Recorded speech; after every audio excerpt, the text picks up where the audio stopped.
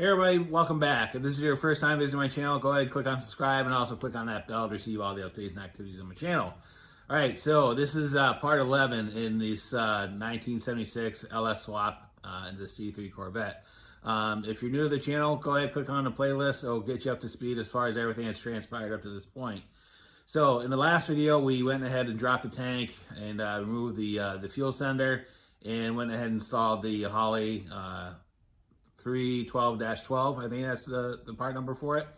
And we put that in the tank, cleaned out the tank, and basically prepped it to get it ready for reinstall. So at this point, we are ready to get the tank installed. But before we do that, we got to cover some wiring, how we're going to make our connections to the routing, and how we're actually going to make the physical connection for fuel supply out of the tank into the existing hardline on the car. So with that being said, let's get to work. All right, so we'll start with the simple stuff first, and that's actually making the physical connection from the tank up to the car. And per Holley's instructions, they just tell you to use the existing hardline on the car. We're going to use the 3/8 supply line that's on the car. And we're also going to make the connection using EFI rated fuel hose. It's 3/8 ID, and it's about 3 foot in length. It's probably a little bit longer than we need, but we'll trim it to the final size once we get it on the car. Then as far as attaching it to the outlet, we are just using a EFI rated hose clamp, and those seem to work pretty well. And this is everything that Holley tells you to use. So we're going off to Holley's instructions, so hopefully we won't have any leaks, but we will see. All right, so as far as wiring, it's pretty straightforward. There's only 4 wires that you really need to worry about on the harness. So on the harness, there's a black wire that goes to battery ground. There's a purple wire that goes to the existing fuel sender that's already on the car. There's a gray wire that goes to 12 volts applied when the key is on. And then there's a black with a white tracer that goes to chassis ground. So Holley wants you to use 12 gauge wire. And that's what I ordered. So I went to I ordered this off the internet from a company called Crimson. And what I bought is 12 gauge wire, TXL rated, which is basically the stuff that you want to use for automotive applications. So that's what we're using. I bought this as a kit, so the colors may vary, but once you see what I'm going to do, it's going to make sense. For the 12 volt applied, I'm just going to use the red wire. For the black, goes to battery ground. We're going to use black for that. And then for the chassis ground, I'm just going to use a brown wire. As far as the harness and the fuel gauge sender hookup, what I'm going to do is I'm going to splice in another connector, which I actually robbed off an O2 sensor because I don't want to make a hard connection to the fuel sender. So all we're going to do is we're going to use this existing connector that I pulled off the original harness, which just happens to be purple, which is going to correlate to the purple wire on the harness. All right, so the way we're going to make the connections, we're going to use buck connectors, right? And buck connectors are completely fine, assuming that you crimp them correctly, right? So the way we're going to crimp them is I'm going to use a set of these. These are ratcheting crimpers. And the way they work, the harder you squeeze, the tighter the crimp, right? So what we're going to do is we're going to load it up. All right, we're just going to apply a little bit of pressure, lock the connector into the crimper. We're going to feed it in, and then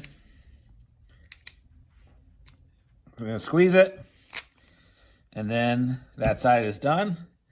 So we try to pull it apart. It's not going to come apart. So then what we do again, we're going to put the connector back in. Make sure it's on the other side. Load up our wire.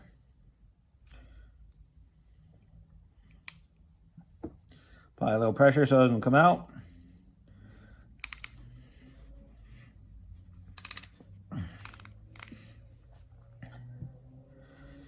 Crimp is done.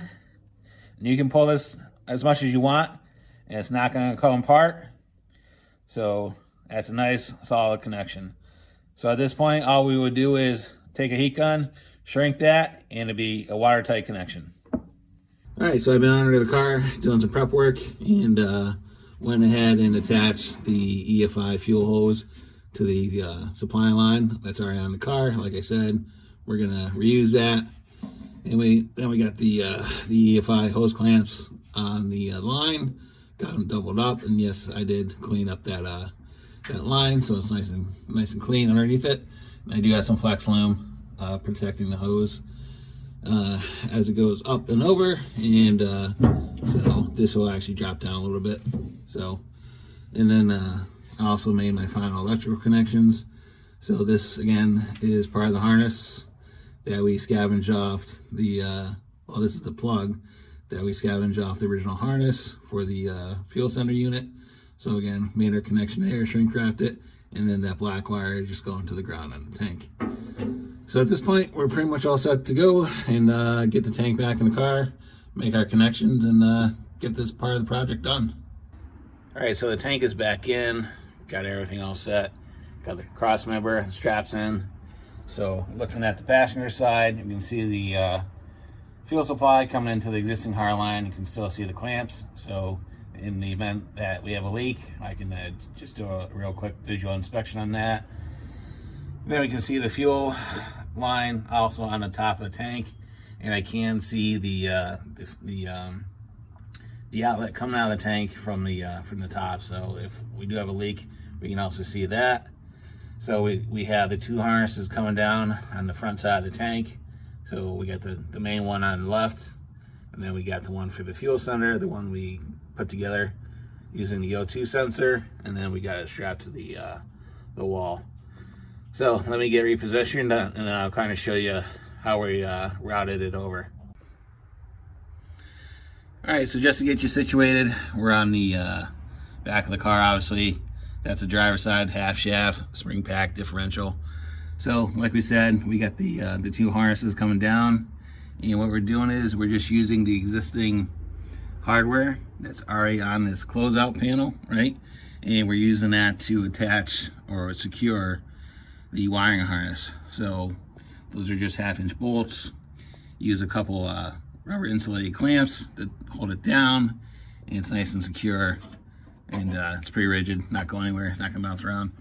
So what I did is, to make the turn up into the car, basically I just cut a little access section out of this closeout panel, and still need to do a little touch up on that. Just hit it with some rust preventive paint so it doesn't rust any more than it already is. And then so we make the turn, and then we go up the frame. So when I was considering the routing of the harness, I want to make sure wherever it was wasn't going to be in harm's way of any moving parts, any rotating parts, suspension travel, or anything like that.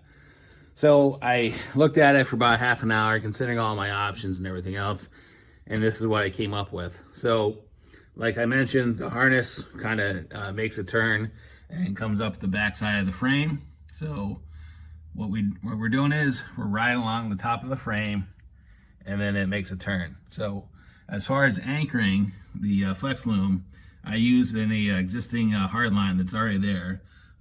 I'm not sure what that line is for, because it's not for the brakes. So that line is up there for whatever reason. I have to figure out what it's for. But anyway, the flex loom rides along the top of the frame, and then it makes a turn into the battery box, right? So when I was working on this, I tried to come through the back side of the frame, and then I was looking at it, and then I discovered that there was a hole in the frame at the top, right at that corner or that curve, and then there's a corresponding hole under the frame right there. So I said, "Oh, that's perfect. That's going to allow me to make the turn and not deal with trying to fish the flex loom behind the frame." So what I did was, at that point, I made a 1/2-inch hole to penetrate into the battery box. So then what I did was I fed the flex loom from that hole into the frame, through it, and up in the top, right? So even though the wiring is passing through the frame, it's completely protected because there was actually a piece of flex loom in there. So at that point, what I did is I made a union from there, because to try to pull the flex loom all the way out and around in that tight space, I tried to do it once, and it just wasn't working out. So what I did is I just made a union in the flex loom, and tied everything together there. There isn't a break in the wiring, it's just in the flex loom, right? So once I had the flex loom pretty much ready to go, I fed the wiring from the battery box through and over and down. So I think this actually worked out pretty well. It's, you know, the harness is up there, it's secure, it's kind of, for the most part, it's out of the elements. I'm not going to drive this car too much in the rain, if at all, but you know, in the event I do get stuck in the rain, I'm not worried about it being exposed to the elements. But even if it does get wet, again, the wiring that we're using is TXL. It's actually rated for automotive use for being exposed to the elements, so I'm really not that concerned about it. So one thing I have to do is we do have to seal that up, that penetration that goes into the battery box. But before we do that, why don't I show you the wiring in the battery box and how we're going to route it from there. All right, so looking at the battery compartment, we got the 3 wires, red, black, and brown. And just to review with everybody, red is power, 12 volts when the key is applied. Black is battery ground, and brown is chassis ground. So the black wire is going to get terminated on the negative side post of the battery, right? So they actually make an extender bolt that actually ties into the side post of the existing cable. So then you can use that to attach a ground wire to it. So we're going to be doing that at a later date. So as far as the red and brown, those are going to extend to the front of the car, right? So the brown wire is going to probably terminate on the back of the engine block or the head. So that's going to be a no good ground. I'm going to run all the grounds to a central point. And the red wire is going to probably, more likely, it's going to terminate behind the passenger side cargo area compartment thing, whatever you want to call that. Because this is a non-AC car. There should be plenty of room to mount the ECM in that area. And that's my intent. We'll get to that a little bit further on down the road, but more likely the ECM will terminate there.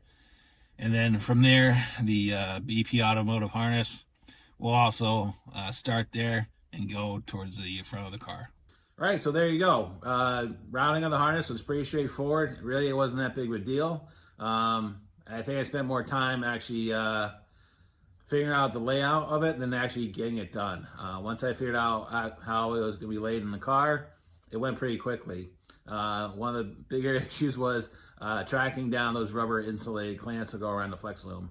I'm kind of surprised on how expensive those things are for what they are, because those 2 little 1-inch clamps that go around the back of the harness as it comes out down on that cover plate, I think those are like $8 from Rocky's Hardware. So I'm kind of surprised. But again, it's one of those things, one of those unanticipated costs I had to deal with.